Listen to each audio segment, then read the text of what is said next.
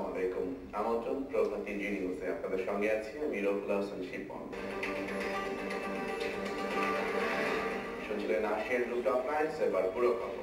৮ বছর পর কোন টেস্ট খেলুড়ে দলের ছোঁয়া পেতে যাচ্ছে বাংলাদেশ ক্রিকেট দলের প্রথম টেস্ট জয়ের সূতিকাগার এম.এ. আজিজ স্টেডিয়াম। ৪ অক্টোবর এই মাঠে গড়াচ্ছে বিসিবি একাদশ ও নিউজিল্যান্ডের মধ্যকার প্রথম ৩ দিনের প্রস্তুতি ম্যাচ।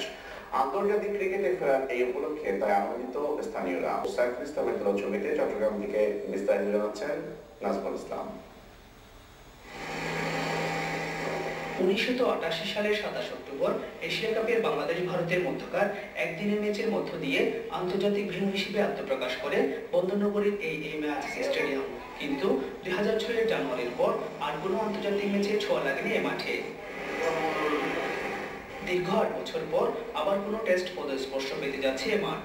৪ অক্টোবর ৩ দিনের অনুশীলন ম্যাচে মুখোমুখি হবে নিউজিল্যান্ড ও বিসিবি একাদশ।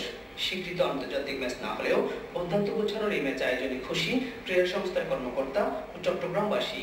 বাংলাদেশের প্রথম টেস্ট জয় কিন্তু এই মাঠ থেকে ব্যাটসম্যানদের বা ক্রিকেটারদের জন্য একটু উর্বর স্থান। বিশ্বকাপে এখানে কয়েকটি ম্যাচ হবে, সেই ম্যাচের জন্য আমরা প্রস্তুতি নিচ্ছি। নিউজিল্যান্ডের সফর ও ২০১৪ টি-20 বিশ্বকাপের প্রস্তুতি ম্যাচগুলোর জন্য সম্প্রতি ব্যাপক সংস্কার করা হয় স্টেডিয়ামটির। অটোমেটিক স্পিনার ইরিগেশন যে সিস্টেমটা আমরা প্রোভাইড করেছি, এটা বাংলাদেশের ক্ষেত্রে প্রথম। একটা ম্যাচ আয়োজন করার জন্য যা যা কিছু করা প্রয়োজন সবই ইনশাআল্লাহ আমরা ইতিমধ্যে সম্পন্ন করে।